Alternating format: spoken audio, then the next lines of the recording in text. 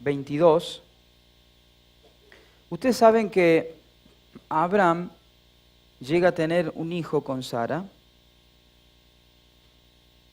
producto de un milagro de Dios. Los dos eran ya de edad avanzada, Sara era estéril, pero Dios le había prometido a Abraham y a Sara un heredero. Dios le habló a Abraham. Cuando Abraham escucha esta palabra y escucha esta promesa, dudó o cuestionó, mejor dicho, a Dios, diciendo, ¿qué me vas a dar si no tengo heredero? Y la única persona que me puede llegar a heredar es mi siervo. Dios le dijo entonces a Abraham, no te va a heredar tu siervo, sino que un hijo tuyo te va a heredar.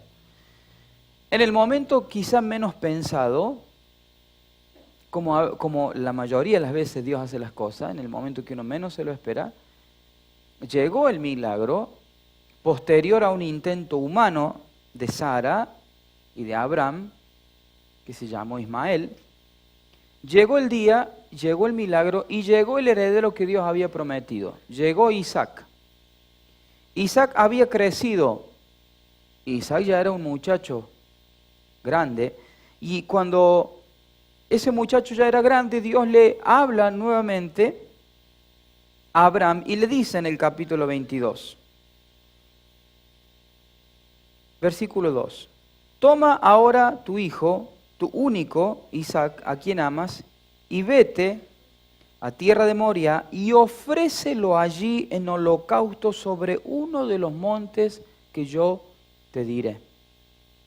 Y Abraham se levantó muy de mañana y enalbardó su asno y tomó consigo 2 siervos suyos y a Isaac su hijo y cortó leña para el holocausto y se levantó y fue al lugar que Dios le dijo. Al tercer día alzó Abraham sus ojos y vio el lugar de lejos. Entonces dijo Abraham a sus siervos, esperad aquí con el asno, y yo y el muchacho iremos hasta allí y adoraremos y volveremos a vosotros. Tomó Abraham la leña del holocausto y la puso sobre Isaac su hijo, y él tomó en su mano el fuego y el cuchillo, y fueron ambos juntos. Entonces habló Isaac a Abraham su padre, y dijo, Padre mío, y él respondió, heme aquí, mi hijo, y él dijo, he aquí el fuego y la leña, mas ¿dónde está el cordero para el holocausto? Y respondió Abraham, Dios se proveerá de cordero para el holocausto, hijo mío. E iban juntos. Y cuando llegaron al lugar que Dios le había dicho, edificó allí a Abraham un altar y compuso la leña y ató a Isaac su hijo y lo puso en el altar sobre la leña. Y extendió a Abraham su mano y tomó el cuchillo para degollar a su hijo. Entonces el ángel de Jehová le dio voces desde el cielo y dijo, Abraham, Abraham, y él respondió, heme aquí. Y dijo, no extiendas tu mano sobre el muchacho, ni le hagas nada, porque ya conozco que temes a Dios, por cuanto no me rehusaste tu hijo único. Entonces alzó Abraham sus ojos y miró, y aquí a sus espaldas un carnero trabado en un zarzal por sus cuernos, y fue Abraham, tomó el carnero y lo ofreció en holocausto en lugar de su hijo. Y llamó a Abraham el nombre de aquel lugar, Jehová proveerá. Por tanto se dice hoy, en el monte de Jehová será provisto. ¿Me pueden apagar este aire, por favor? Estoy saliendo de una faringitis con antibióticos y acá me quieren perjudicar. Dios prometió algo y Dios lo hizo. Ahora, ¿qué situación tan complicada para Abraham que luego de que Dios le concedió el milagro, viene a decirle que ofrezca a su hijo? Más allá de que en todo lo que hemos leído se ve la fe de Abraham, porque declara proféticamente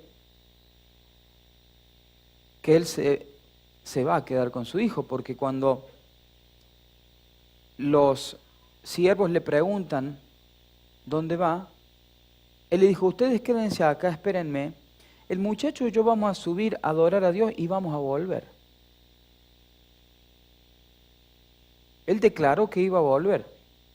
Dios le había pedido que vaya a sacrificar a su hijo y él dijo, vamos a ir a adorar a Dios y vamos a volver. Número 1. Número 2, cuando el hijo ve, Isaac ve que está todo preparado para el holocausto, le dice, ¿y dónde está el animal que vamos a matar? Y Abraham dijo, Dios va a proveer. Segunda declaración profética sobre la vida de su hijo. Imagínese la escena, ¿no? Todo preparado en el altar para sacrificar a su hijo.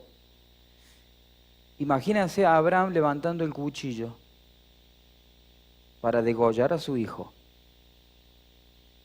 Y justo en el momento perfecto aparece Dios y detiene a Abraham y le trae un animal para sacrificar en lugar de su hijo. Ante la situación desesperante que usted pueda estar viviendo, ante la situación problemática que pueda estar pasando su familia, cuando parezca literalmente que tiene el cuchillo en el cuello, va a aparecer Dios y va a salvar. Va a aparecer Dios y va a bendecir a tu familia. Va a aparecer Dios y va a rescatar a tu hijo. Va a aparecer Dios justo a tiempo. Ahora, ¿cuál es el tema? Los hijos van a seguir el ejemplo de los padres. Nosotros recibimos en la iglesia padres que vienen lamentando tragedias en sus hijos. Mire, mi hijo le pasó esto, a mi hijo le pasó otro, a mi hijo le pasó esto. Y muchas veces los padres dan ejemplos.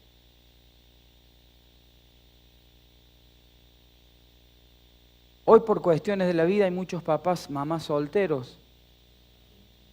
Me ha tocado hablar con gente de 40, 50 años que viven como si fueran pibes de 20 y tienen hijos de 20. Tienen hijos de 13, hijos de 14. Entonces un papá, una mamá, que un sábado de la noche se va de fiesta, toma, se va a los bailes, se droga. Cuando a su hijo o su hija de 15, 16 le pasa algo, se preguntan ¿por qué? Cuando su hijo o su hija tiene malas compañías, preguntan ¿por qué? ¿No será lo mejor porque el sábado a la noche usted, en lugar de salir con sus amigos y hacer vida adolescente, tendría que estar pendiente de su hijo que tiene en la casa?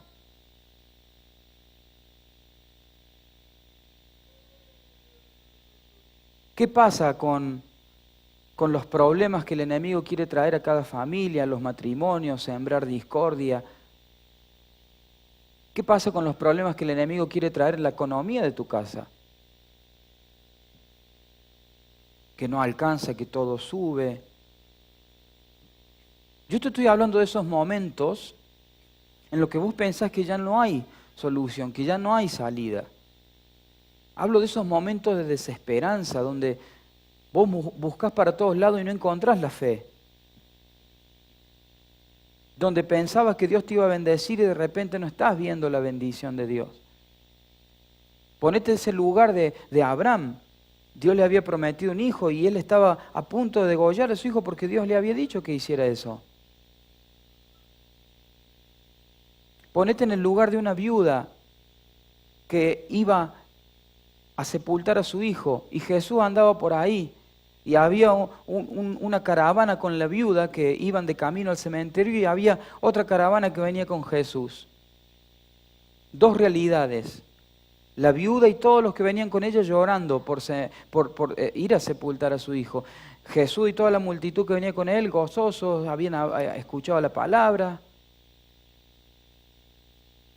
Y cuando iban a sepultar al hijo de la viuda, dice la Biblia que Jesús tuvo compasión de la viuda y lo resucitó.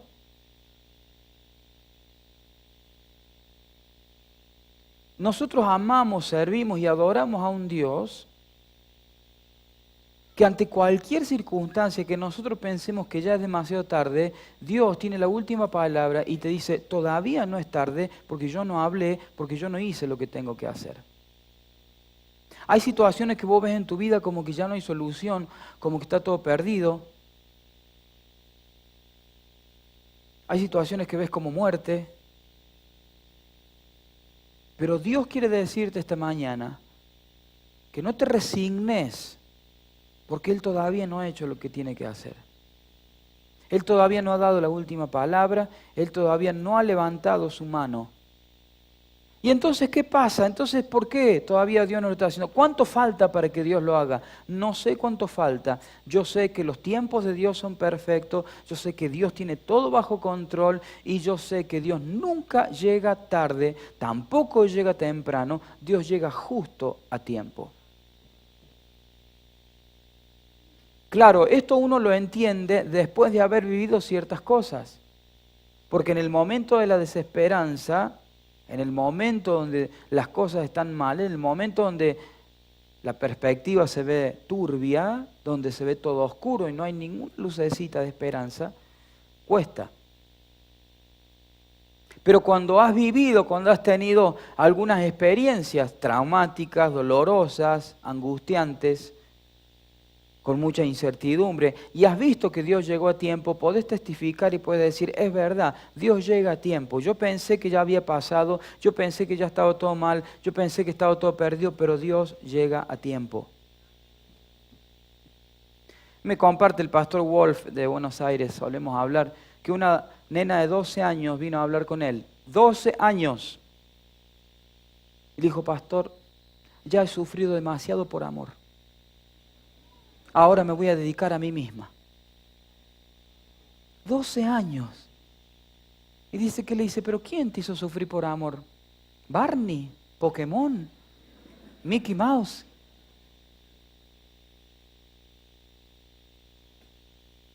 Dios llega a tiempo. El problema es que nosotros tenemos nuestro propio reloj y vivimos de acuerdo a nuestra propia cronología. Vino a hablar un muchacho conmigo, 27 años, deprimido.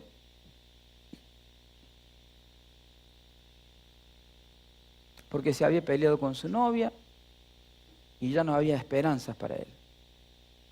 Digo, ¿cuántos años tenés vos? 27. Wow. Digo, yo me casé a los 34. Me dice.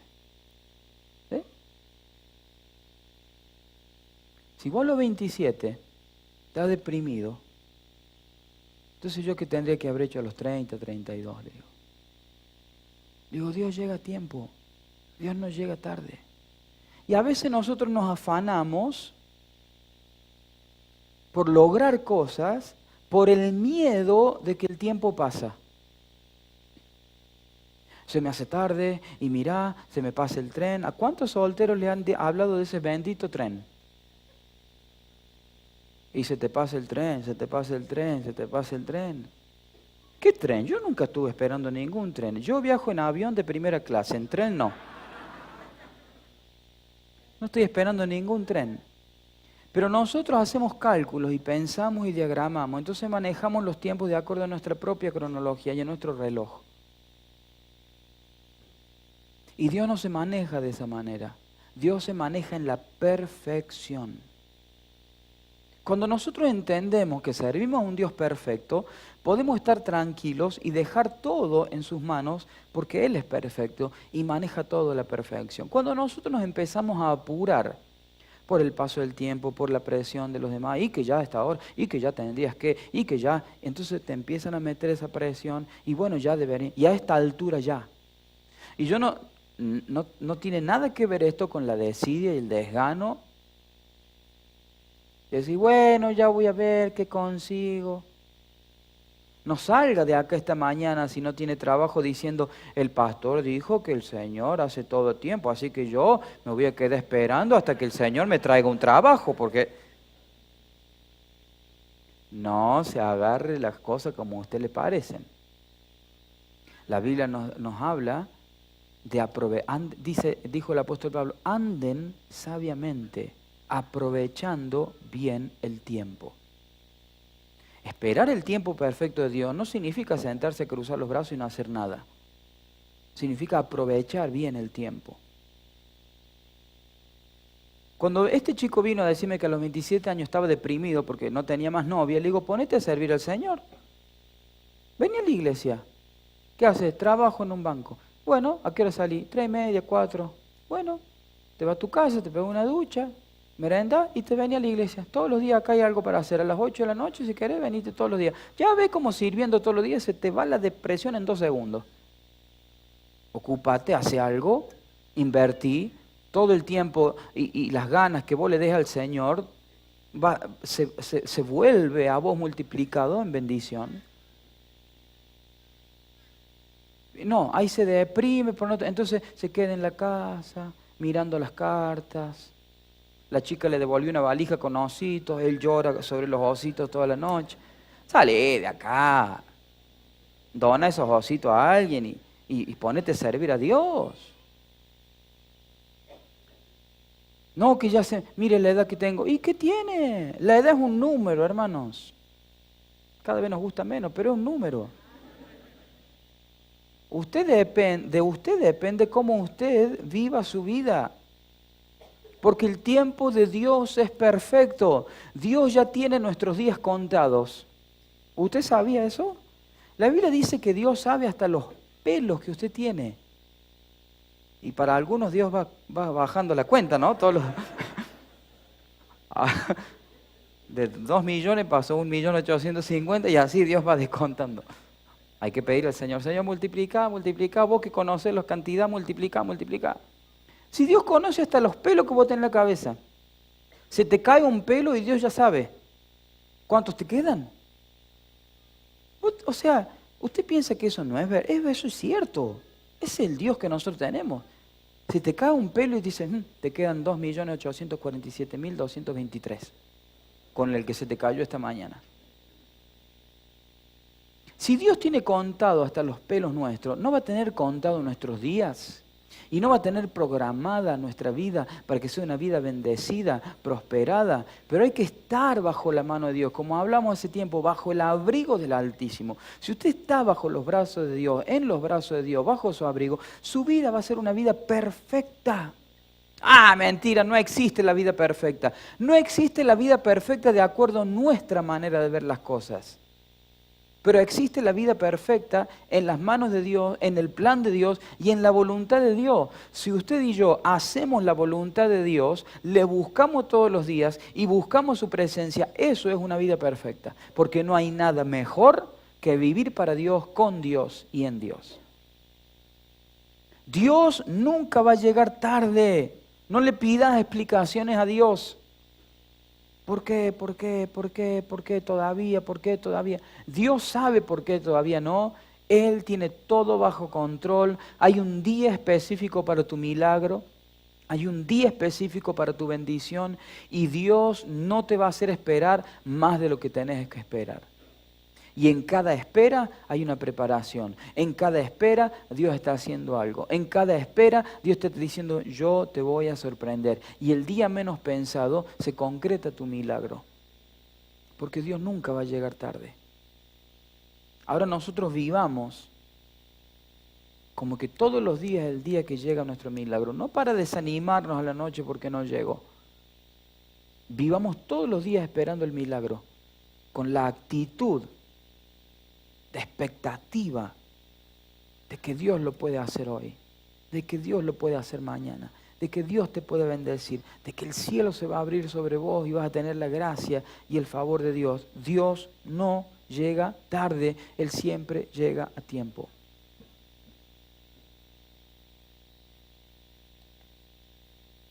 Cuando nosotros traemos una petición, cuando nosotros planteamos nuestras metas a principio de año,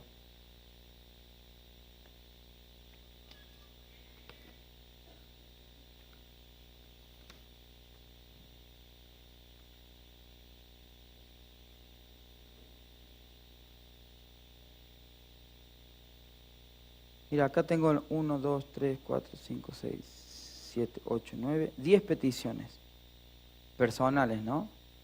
1, 2, 3, 4, 5, 6, 7. 7 de las 10 ya están hechas. A principio de año. 7 de las 10 Dios las respondió. Faltan 3. 1, que esta está media verde todavía. 1, ¿cuál otra? 2, esta está mucho más.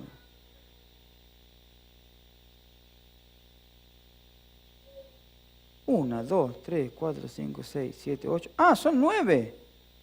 De las 9 ya están 7, faltan 2. Una es una persona que quiero que vuelva a Cristo. Y otra es un logro, una petición personal. 9 planes míos, digamos, peticiones mías. 7 ya las complació el Señor, ya las hizo, faltan 2.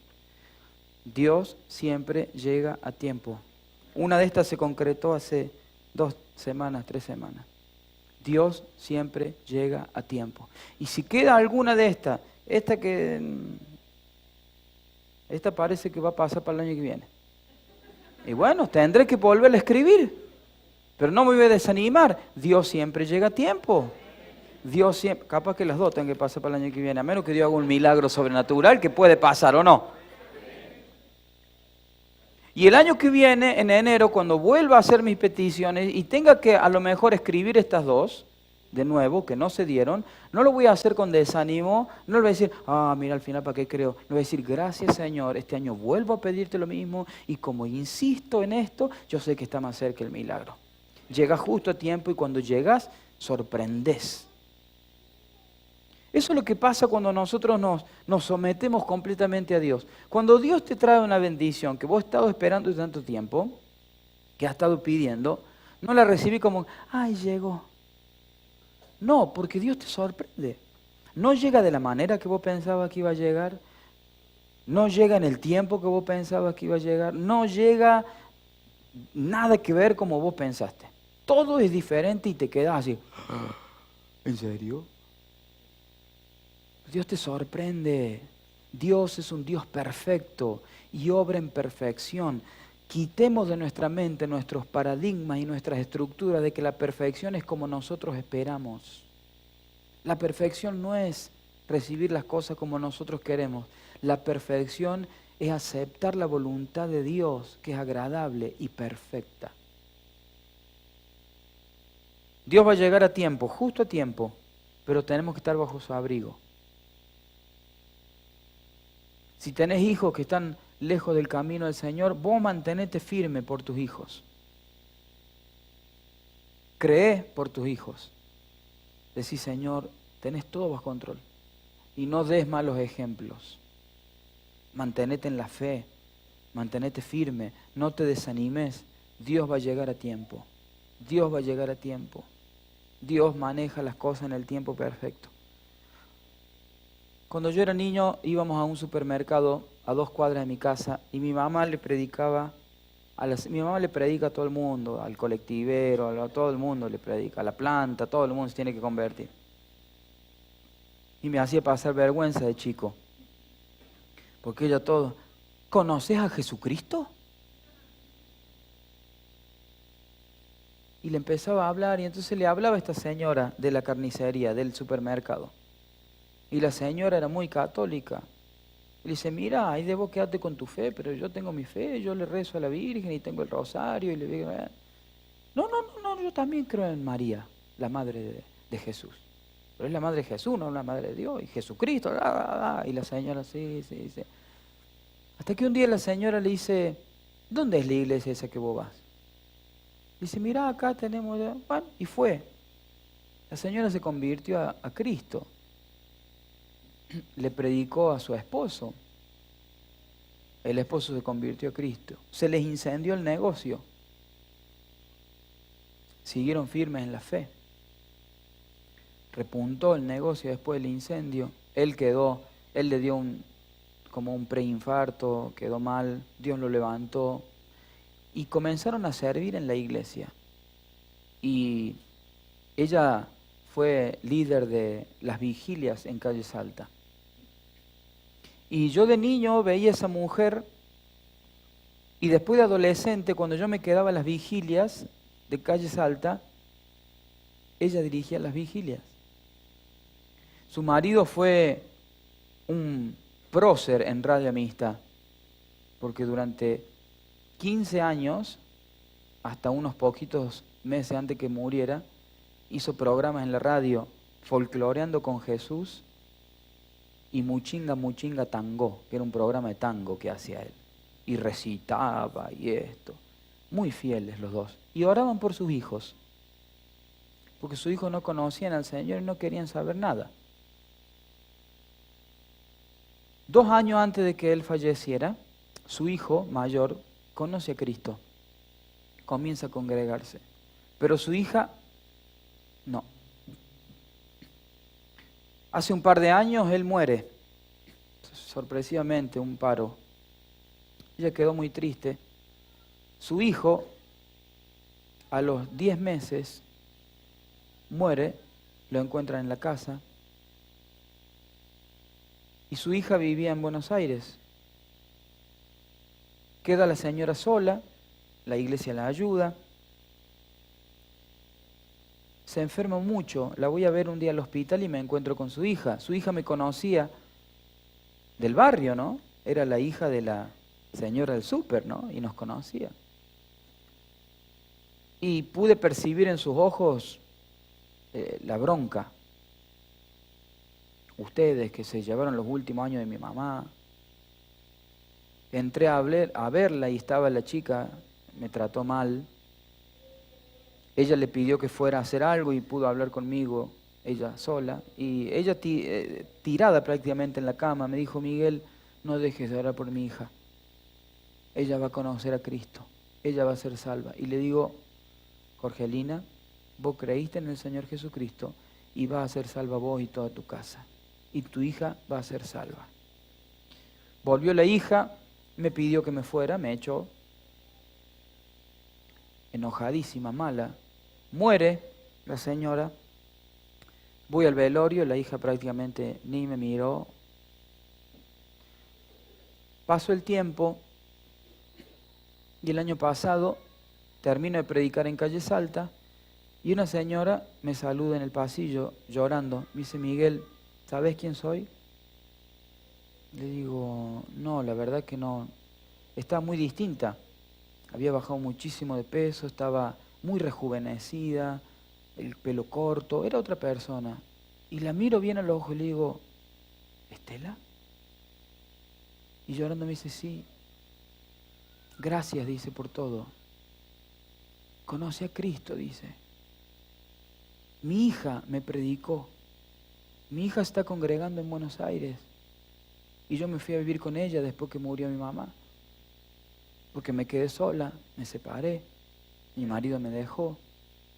Y cuando fui allá mi hija me predicó de Cristo. Yo dije, ¿cómo pude haber sido tan tonta de nunca haberle escuchado a mi mamá? Y ahora que viajé, dice, a Córdoba, vine a agradecerles. Tu mamá, a vos. Porque sembraron a mi mamá lo mejor que pudieron haber sembrado. Y gracias a eso, hoy yo estoy en los caminos de Cristo. Volvió a Buenos Aires, sirve en una iglesia, se reconcilió con su esposo, recuperó su familia. Y claro, uno dice, bueno, pero la señora se murió y no vio a su hija salva. Yo le digo, la señora murió, pero sí vio a su hija salva. Porque los ojos de la fe te hacen ver cosas antes de que sucedan. Ella vio a su hija salva antes de que la hija se salvara. Dios llega en el momento perfecto. Dios nunca llega tarde y todo lo que Dios prometió se va a cumplir. Porque tenemos un Dios fiel. Servimos a un Dios fiel. ¿Cuántos dicen amén? Yo quiero que esta mañana salgas de acá lleno de entusiasmo, lleno de fe. Entusiasmo viene una palabra compuesta en teo. Teo, Dios, en adentro, con Dios adentro. Eso significa entusiasmo. Una persona que tiene a Dios adentro puede esperar lo mejor en la vida. Lo mejor está reservado para vos. Lo mejor está reservado para nosotros, para los hijos de Dios. Ahora nos mantengamos firmes. Honremos a Dios. Seamos fiel a Dios. Y Dios siempre será fiel a nosotros. Dios siempre va a ser fiel a sus hijos. Dios nunca llega tarde. El milagro viene de camino y va a llegar en el tiempo perfecto. ¿Cuántos dicen amén? Póngase de pie, por favor. Yo no sé si usted acostumbra como yo a traer sus peticiones acá, si alguien la tiene. En esta mañana usted declare que el tiempo perfecto de Dios se cumple para esto. Y si no, búsquela en su casa y téngala en su Biblia, así la podemos sacar acá y orar en la iglesia. Pero declare que todo lo que usted está esperando llega en el tiempo perfecto de Dios. Vamos a orar, vamos a declarar milagros, vamos a declarar el poder de Dios se activa. Y que aunque parezca que todo está perdido, Dios tiene la última palabra. Dios no va a llegar tarde, Dios tiene todo bajo control. Aunque estemos pasando por un momento triste, doloroso, Dios tiene todo bajo control. Dios te va a bendecir, Dios te va a recompensar. ¿Cuántos dicen amén? Padre, confiamos en ti esta mañana.